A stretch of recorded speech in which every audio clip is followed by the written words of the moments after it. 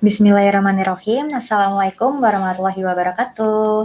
Senang sekali saya Bella bisa kembali menyapa teman-teman kalian, teman-teman semua dan para Sultan Agung Muda. Semoga kalian tetap dilindungi Allah Subhanahu wa taala dan puasa Ramadannya diberi kelancaran. Amin.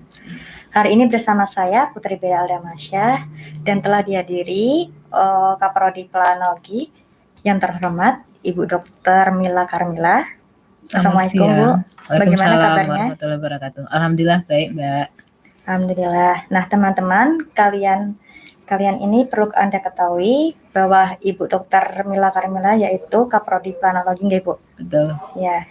Dan podcast edisi Rabu 14 April 2021 dengan tema menjadi planner yang profesional di era disrupsi. Terkait tema tersebut, saya mau menanyakan Bu, untuk definisi planner sendiri itu apa Ibu?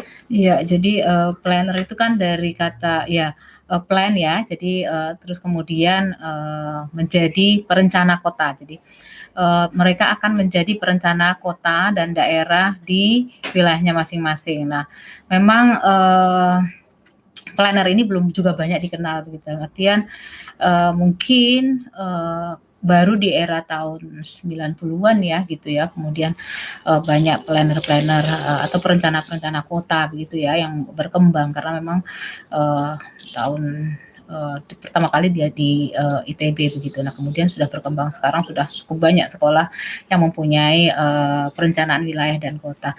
Dan mereka akan biasanya banyak yang bekerja di pemerintahan, kemudian sebagai konsultan ataupun yang secara mandiri menjadi entrepreneur kira-kira begitu. Nah, ini juga gambaran juga bagi mahasiswa SMA bahwa sebenarnya ada tidak harus selalu yang mainstream ya,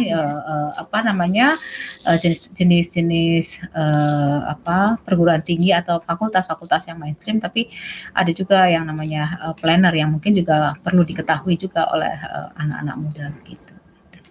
Nah, untuk planner sendiri itu mempelajari hal-hal terkait tentang apa itu? Nah, itu yang mungkin juga harus menarik ya, karena yang namanya perencana itu kan dia akan merencanakan ya. Saya pikir tidak hanya perencana, siapapun itu selalu akan merencanakan. Di dalam rumah tangga sekalipun kita kan tidak akan tidak bisa tanpa merencana begitu. Jadi ini sesuatu ilmu yang sebenarnya sudah banyak diketahui, hanya kemudian menjadi suatu institusi perguruan tinggi itu karena mungkin karena banyak perkembangan kota dan urbanisasi yang semakin banyak yang menyebabkan perlu dikelola agar perkotaan itu tidak menjadi semakin terjadinya kemacetan, kemudian tidak maksimal perkotaan di sana sehingga perlu direncanakan. Nah, ini perencanaan itu adalah membuat sesuatu menjadi lebih baik ke depannya. Jadi kan merencanakan untuk yang masa depan gitu. Menjadi punya tujuannya seperti itu kira-kira. Lalu untuk proses perencanaannya sendiri itu bagaimana, Bu? Nah, kalau proses perencanaan itu kan artinya mereka harus ada identifikasi terdahulu terkait lokasi, kemudian menggambarkan ataupun mencita-citakan kota apa yang diinginkan ke depannya begitu terkait dengan potensi dan masalah yang ada di wilayah tersebut, sehingga prosesnya seperti itu, sehingga mungkin ada yang agak sedikit ke masa depan yang namanya kota futuristik seperti itu ya, mungkin itu juga bisa dilakukan dalam artian ya terkait dengan potensi dan masalah yang dimiliki oleh suatu kota gitu. Jadi prosesnya dari mengidentifikasi. Lalu untuk perencanaan tersebut apabila tidak sesuai perencanaan itu bagaimana solusinya? Iya, seringkali memang ada proses yang perencanaan itu kan berkembang ya, jadi tidak statis tapi kan dinamis. Jadi karena saya pikir memang tidak ada yang namanya rencana sempurna ya, karena dia dinamis bergerak terus-menerus, kemudian perlu diperbaiki sehingga ada proses revisi kembali terkait dengan rencana-rencana ke depannya. Jadi ada proses-proses itu. Jadi proses itu tetap dijalankan gitu. Lalu untuk menjadi profesional perencana itu bagaimana Pak? Atau ada tahapannya sendiri? Iya, sebenarnya menjadi planner yang profesional itu artinya mereka juga satu sisi kita kan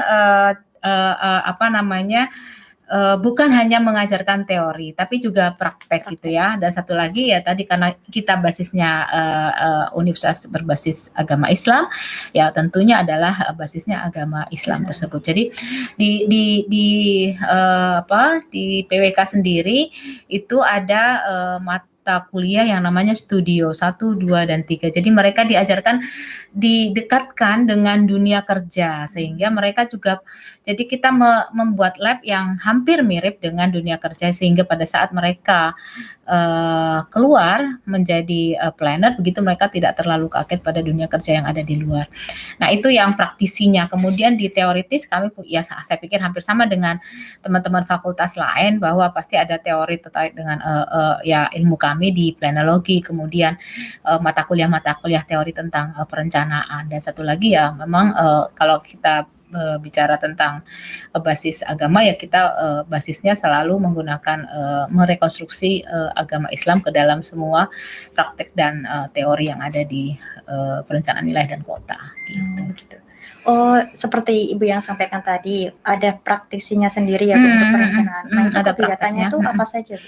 Nah, kegiatannya persis seperti mereka yang bekerja di di baik konsultan ataupun di pemerintahan. Jadi ada proses-proses mengidentifikasi masalah, kemudian cek lapangan, survei. Jadi yang menariknya karena kita punya studio ada 3 sehingga setiap studio itu punya punya lokasi yang berbeda-beda untuk melakukan survei, kemudian studi, dan yang namanya praktek itu tidak dikerjakan secara mandiri tapi secara berkelompok karena itulah yang menguntungkannya atau yang menjadi nilai tambahnya karena ada bekerja secara tim ya, teamwork. Nah, itu juga bukan perkara yang mudah bekerja secara teamwork karena kita harus bisa bekerja bersama dengan banyak orang, dengan banyak institusi, dengan banyak sebenarnya kalau misalnya seorang planner tidak cukup hanya menguasai satu mata kuliah, tapi dia harus juga menguasai beberapa mata kuliah lain seperti sosiologi, psikologi, kemudian hukum dan sediakan karena di kedepannya memang mereka akan bekerja dengan banyak pihak. Gitu. Lalu untuk era disrupsi sendiri, menurut Ibu definisi disrupsi ya?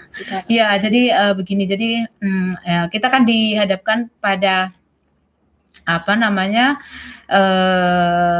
industri bukan lagi 4.0 ya, tapi sudah 5.0 kan begitu. Artinya kedepannya seorang planner juga tidak bisa hanya mengandalkan apa yang sekarang ada, tapi mereka harus berinovasi ya dan kreatif itu ya. Jadi harus berinovasi dan kreatif untuk mengembangkan kota-kota yang ada di Indonesia karena kita potensi Indonesia itu cukup banyak dan beragam begitu karena kita negara kepulauan. Negara kepulauan itu tentunya antara satu pulau dengan pulau yang lain itu berbeda-beda dari seluruh suku, kemudian bahasa, kemudian ras dan sebagainya sehingga itu menjadi potensi juga yang harus dikembangkan sehingga butuh planner-planner yang punya inovasi, yang kreatif, yang bisa mengembangkan kota sesuai potensi yang ada masing-masing daerah. Jadi di era disrupsi ini kan kemungkinan kita sekarang saja kita sudah banyak ke arah digital gitu ya, ke arah digital. Kemudian hampir semua kegiatan itu sudah dilangsungkan secara online. Jadi itu juga sudah harus mengubah. Kemudian dengan adanya pandemi ini juga menjadi salah satu saya nggak menganggap sebagai musibah, tapi mungkin berkah agar kedepannya perencana kota itu juga bisa menjadikan pandemi ini sebagai salah satu indikator dalam mengembangkan kota. Jadi kota yang harus direncanakan sesuai dengan jika terjadi wabah dan sebagainya begitu. Nah, di sini kan masih terjadi pandemi COVID ya, Bu. Nah, untuk lewat digitalisasi itu, apakah ada hambatan-hambatan tertentu dan bagaimana cara mengatasi hambatan tersebut? Ini proses pembelajarannya atau yang kedua? Proses pembelajarannya ya. Proses pembelajaran memang ada sebagian yang terdampak juga sih, Mbak. Jadi kalau mata kuliah mungkin ya mata kuliah individu mandiri dan sebagainya mungkin apa namanya, dengan bertemu secara di ruang online itu masih bisa ya.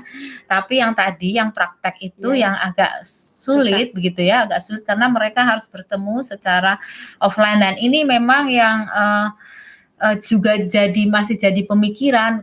Kita juga sudah pernah sih kemarin kita mengadakan yang namanya KKL secara virtual itu sudah bisa begitu. Kemudian pameran secara virtual sudah bisa kami lakukan juga begitu. Hanya memang, nah ini teamwork yang kemudian apa namanya di era pandemi ini yang apa ya, masih perlu apa ya, trial and error sehingga ketemu bagaimana melakukan praktek yang secara online itu yang sampai hari ini juga belum maksimal kita lakukan begitu. Baik, kalau untuk prospek kerjanya sendiri tadi Ibu ngomong di pemerintah, selain itu ada lagi di konsultan kita bisa konsultan perencana gitu dan sebagainya ataupun di NGO juga sangat dibutuhkan atau LSM begitu ya karena sekarang ini kan hampir semua kota itu membuat yang namanya perencanaan tata ruang ya rencana tata ruang kota dan itu pun masih apa namanya masih banyak orang yang belum mengetahui tentang apa yang disebut rencana tata ruang kota itu sendiri sehingga itu perlu disampaikan dan disosialisasikan oleh tidak hanya oleh teman-teman planner begitu tapi juga oleh yang lainnya artinya teman-teman planner itu masih sangat dibutuhkan tidak hanya di pemerintahan kemudian di konsultan atau NGO atau syukur-syukur ya memang bisa menjadi entrepreneur muda begitu ya. Baik, lalu selanjutnya untuk jika tidak mampu mengikuti era disrupsi, bagaimana cara mengatasinya?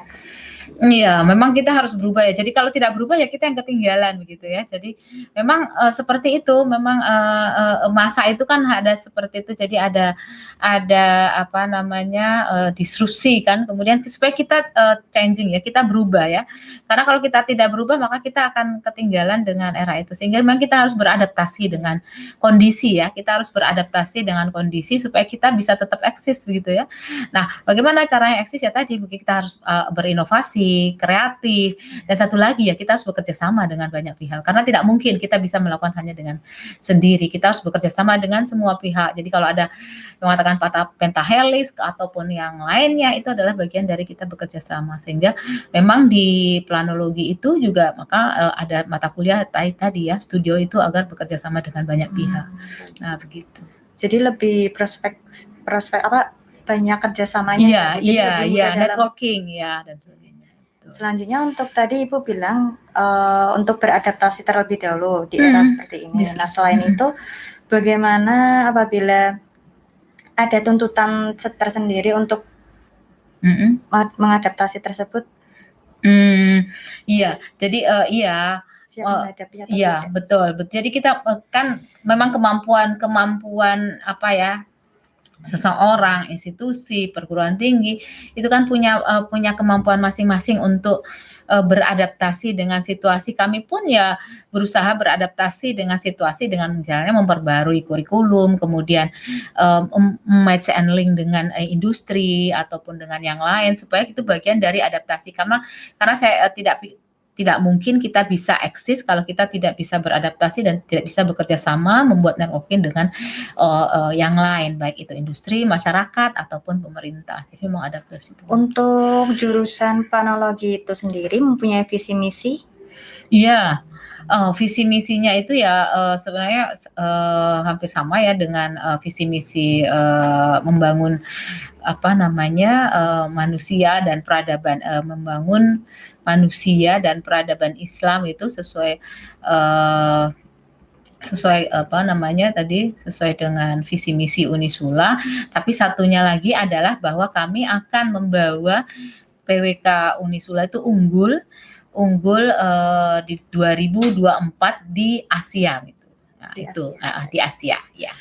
Lalu gitu. Untuk visi misi tersebut apakah ada dampak karena ada era disrupsi sendiri ini?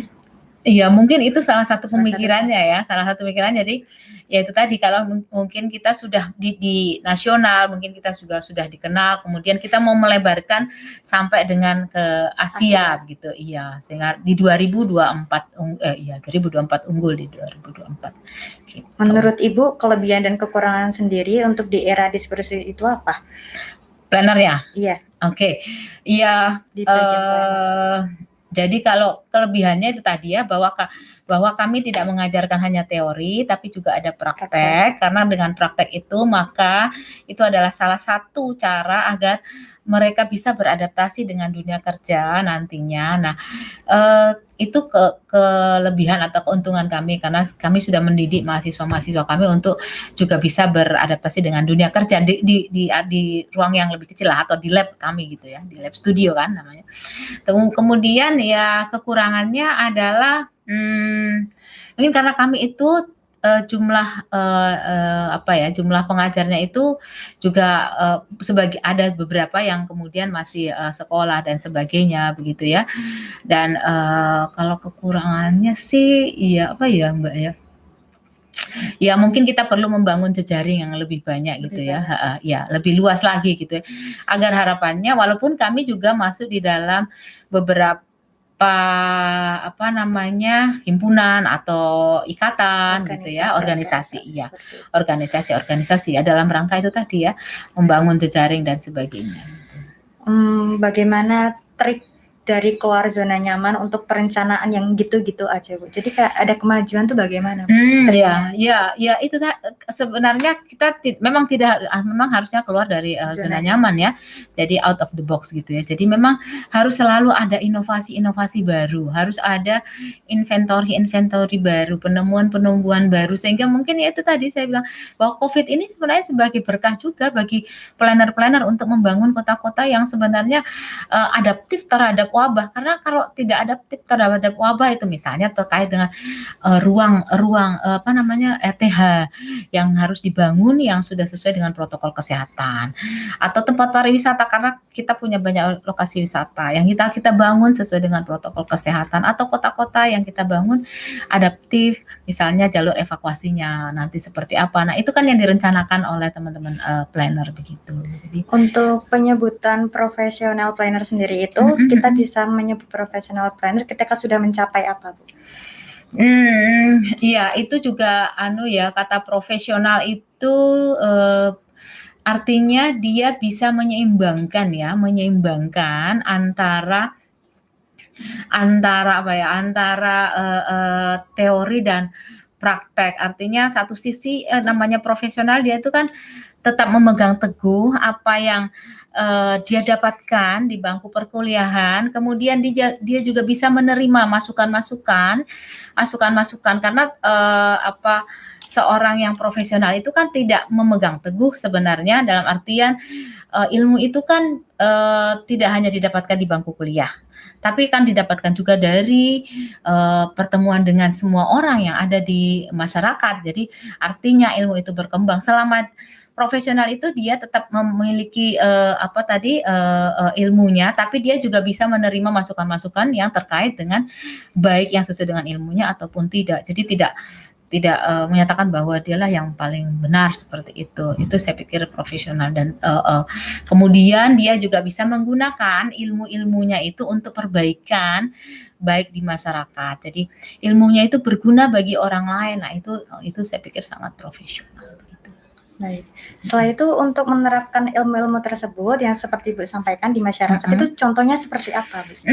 Nah, ini kan banyak ya. Kita misal saja yang ini terkait dengan rob ataupun banjir yang kita alami setiap hari di Kaligawe.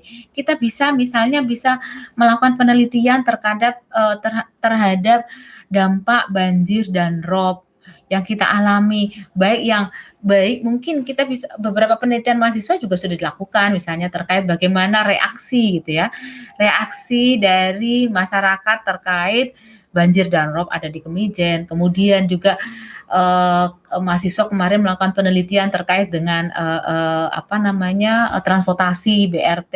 Jadi tapi penelitiannya adalah kepada Civitas Akademika yang ada di sini begitu. Kemudian jadi kita tidak perlu jauh-jauh misalnya melakukan penelitian, tapi yang dekat-dekat saja yang dialami oleh kita sendiri yang ada di Unisula ini. Jadi mulai kasus banjir, rob, ya ketahanan masyarakat terhadap banjir dan rob. Gitu. Untuk cara mengatasi seperti halnya di masyarakat tersebut, bagaimana Bu? Iya, penelitian-penelitian itu memperlihatkan bahwa memang banyak ya, jadi ada adaptasi juga, kembali lagi adaptasi. Jadi ada yang bisa beradaptasi dengan situasi dan lingkungan, tapi ada yang juga tidak bisa beradaptasi dengan situasi dan lingkungan, dan itu kemudian mereka harus kalau tadi sehingga ya itu tadi berubah, kemudian pindah dan sebagainya, melawan dan sebagainya. Itu yang didapatkan dari hasil penelitian-penelitian terkait dengan kebertahanan masyarakat terkait banjir dan rob. Kalau misalnya terkait dengan fisiknya, mungkin seperti itu, misalnya bangunannya itu juga ada gitu. Jadi seperti itu. Nah, di jurusan panologi sendiri kan banyak peminatnya ya, Bu. Nah, bagaimana cara mengatasi banyak saingan tersebut, Bu? Banyak peminatnya tersebut. Saingan di dalam artian di Unisulanya sendiri. Oke. Iya. Jadi memang kan kita tentunya saya pikir terkait dengan penerimaan mahasiswa itu kan kita mengikuti aturan-aturan yang ada di universitas ya. Jadi penerimaan walaupun soalnya mungkin dibuat oleh kami gitu ya, sehingga kan ada screeningnya. Ya tesnya adalah tes umum, kemudian tes agama dan sebagainya, kemudian psikotes dan sebagainya begitu ya. Nah, memang ada juga sih yang kemudian karena di planologi itu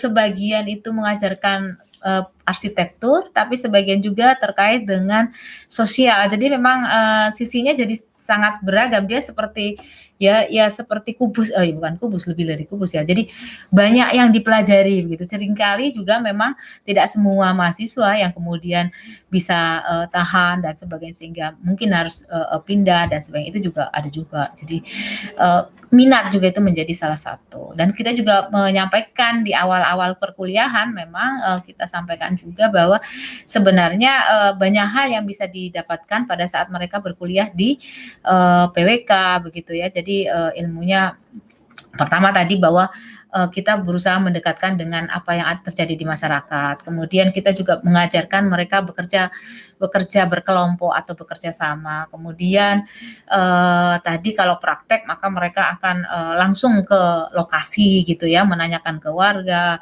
beradaptasi, wawancara, kemudian bahkan tinggal dan sebagainya untuk mendapatkan gambaran-gambaran real yang ada di lapangan seperti itu. Jadi itu yang kami lakukan seperti itu. Nah, jadi kalau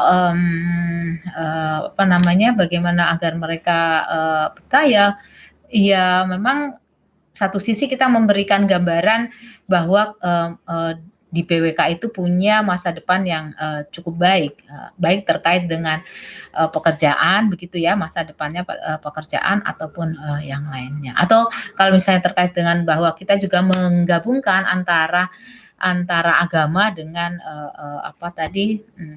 teori dan praktek, sehingga mungkin kelebihannya di situ dibandingkan dengan PWK yang tidak berbasis pada agama.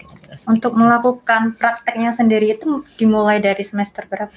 Semester 3 ya. Semester 3 sudah terjun di teori dan praktek. Iya. Semester 3, semester 4, kemudian semester 5 jadi langsung itu.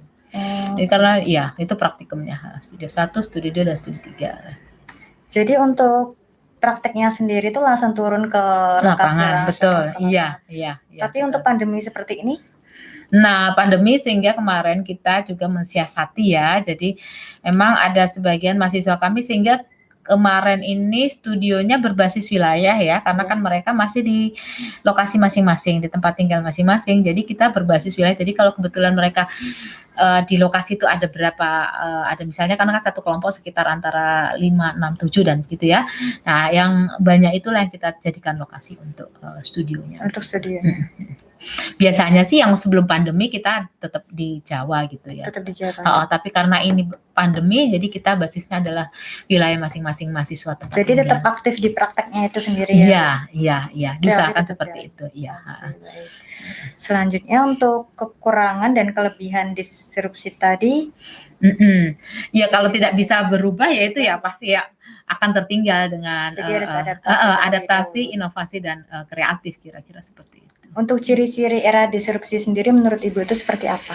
Ya itu kalau cirinya era disrupsi ya itu harus berani berubah ya.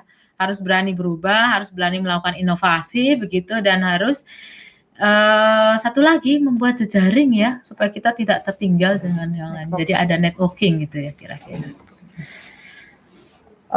Kalau Ibu sendiri ketika mempelajari PWK sendiri itu ada kesulitan sendiri atau tidak? Ya di awal karena mungkin saya tuh dari teknik sipil di awal gitu ya. Jadi ya yang biasanya hard gitu ya. Jadi saya S1-nya sipil, semua yang pelajari adalah terkait dengan perhitungan gitu ya. Nah, pada saat masuk ke planologi itu kan kita tidak hanya belajar tentang hard material, tapi juga belajar tentang sosiologi ya, tentang manusia gitu ya. Jadi kita juga mempelajari tentang manusia, itu kan juga sesuatu yang baru juga gitu, dan itu tidak mudah mempelajari manusia karena dia lebih dinamis dibandingkan dengan hard, misalnya bicara tentang bata, bicara tentang itu kan lebih dinamis, orang per orang itu akan berbeda-beda. Nah itu yang mungkin seninya begitu mempelajari masyarakat, terus di masyarakat antara satu masyarakat dengan masyarakat berbeda dan sebagainya, itu kita bisa mengabsorb, kita bisa menyerap gitu ya pengetahuan-pengetahuan yang ada di masyarakat, yang kemudian kita bisa juga menjadikan itu sebagai bagian untuk pembelajaran ke depannya gitu. Baik, selanjutnya untuk kemampuan menjadi planner profesional sendiri itu kita harus memiliki kemampuan seperti apa? Nah, ya jadi ya kalau mau menjadi planner yaitu tadi pasti satu sisi dia harus sesuai dengan standar kita ya. Jadi standar yang dipersyaratkan oleh PWK Unisula begitu ya, bahwa dia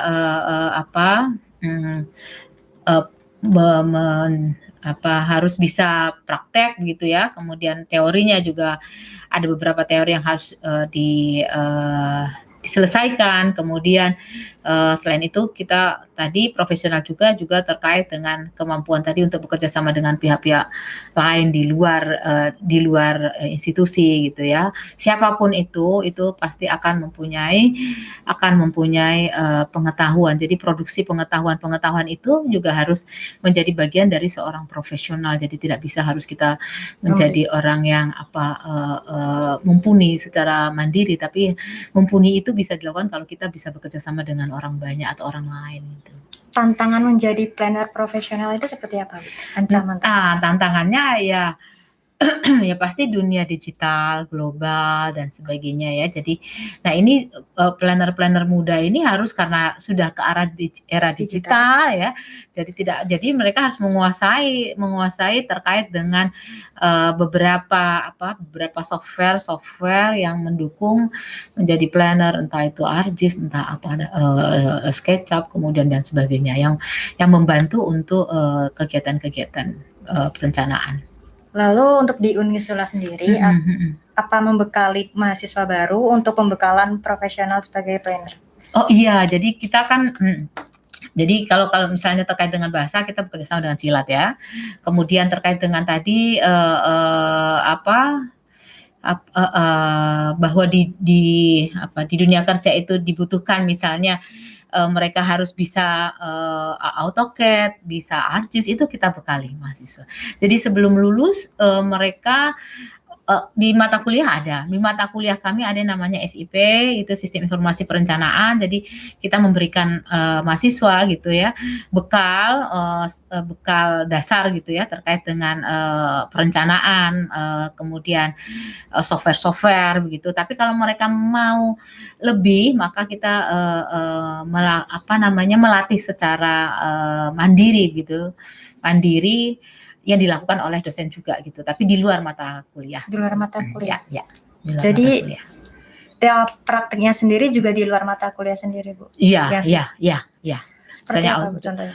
Ya itu misalnya kita Kegiatan. ada di drone sekarang itu kan lagi jadi kita mengajarkan juga. Jadi kan sekarang nggak mungkin kita hanya menggunakan peta-peta 2 dimensi, tapi yang sudah 3 dimensi yang sudah update gitu ya. Sehingga kita mengajarkan juga mahasiswa untuk bagaimana menjalankan drone, kemudian memindah dari drone itu ke komputer, kemudian menjadi poligon dan sebagainya. Itu sudah kita ajarkan semua. Gitu.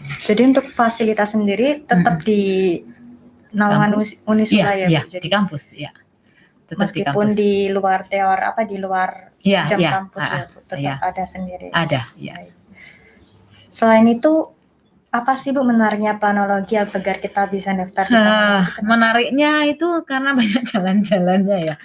Jadi karena ya tadi tiga praktek itu kan semuanya adalah survei. Jadi artinya kita juga ada lagi kemudian mata kuliah pilihan juga ya. Kita punya juga mata kuliah pilihan, salah satunya adalah perencanaan pariwisata, kemudian ada konservasi bangunan, kemudian mitigasi bencana ya ada ya, mitigasi bencana. Jadi mata kuliah pilihan kami juga ada yang terkait dengan perencanaan pariwisata. Jadi mereka juga bisa misalnya survei ke lokasi-lokasi wisata begitu, kemudian memberikan masukan bagaimana melakukan penataan kawasan wisata, merencanakan kawasan wisata dan sebagainya gitu ya.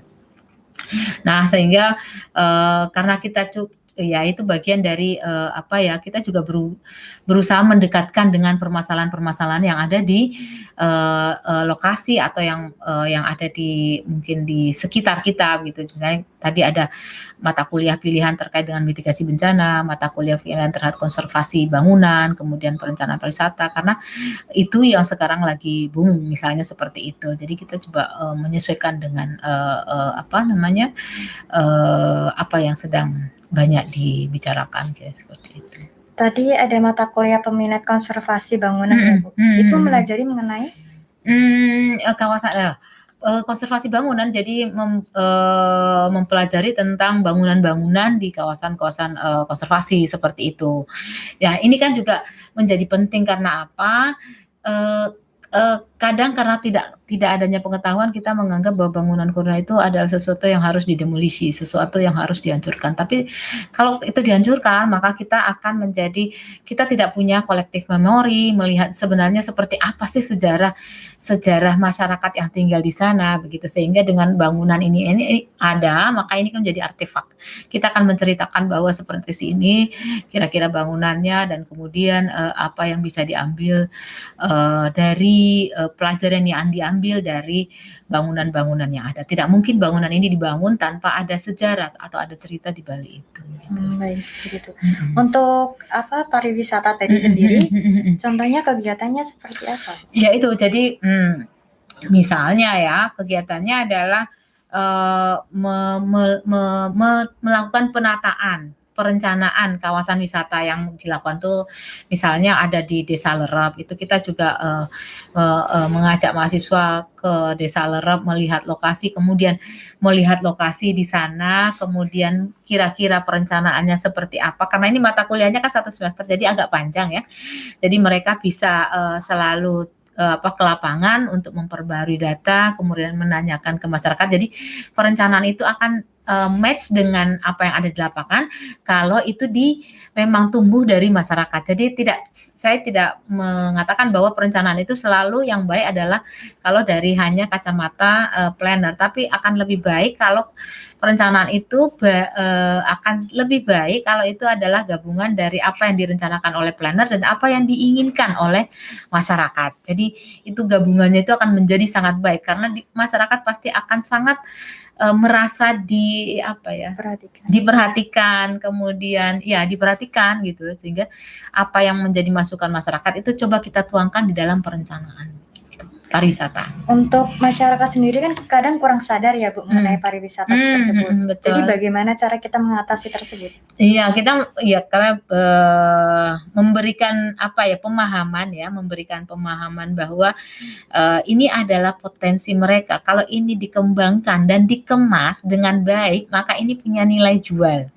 Nah, tentunya dengan nilai jual, masyarakat akan juga mendapatkan dampak keuntungan secara ekonomi. Nah, itu yang kita berikan pemahaman-pemahaman seperti itu ke masyarakat. Jadi kemudian kita mendesainkan kira-kira seperti ini yang bisa kita, dan itu kan tidak harga mati, dalam artian ya kita prosesnya kan dialektis ya, kita dengan masyarakat seperti itu. Kalau mereka masyarakat menganggap ya sudah sesuai ya, nanti kita bisa desainkan.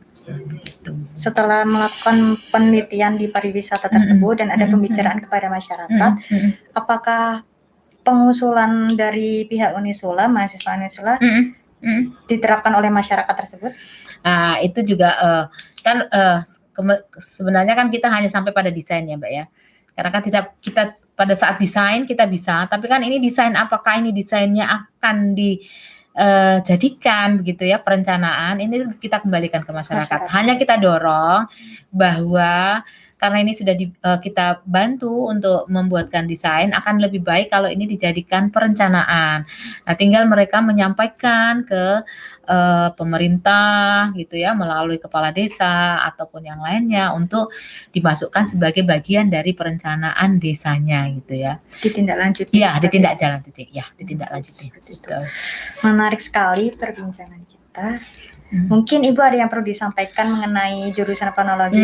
Ya, jadi mudah-mudahan apa yang saya sampaikan di acara hari ini, podcast ini juga bisa memberi gambaran kepada adik-adik SMA begitu ataupun SMP sekalipun begitu, bisa memberikan gambaran bahwa apa yang kami lakukan di PWK itu cukup banyak dan beragam dan kira-kira sangat dekat dengan apa yang ada di tengah masyarakat, misalnya tadi terkait dengan kawasan banjir dan rob ataupun penataan pariwisata dan sebagainya, sehingga itu bisa juga memberikan keyakinan bahwa kalau adik-adik SMA tertarik, maka silahkan bisa masuk ke perencanaan wilayah dan kota, kira-kira begitu.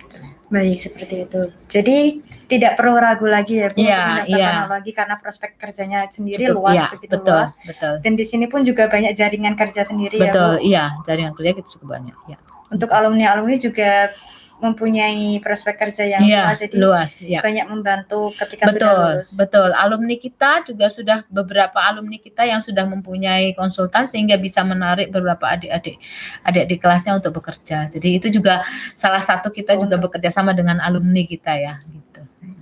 Banyak ya Bu? Ya. Banyak yang sukses. Menarik sekali perbincangan kita hari ini. Terima kasih untuk Ibu atas waktunya dan terima kasih untuk teman-teman yang sudah menonton.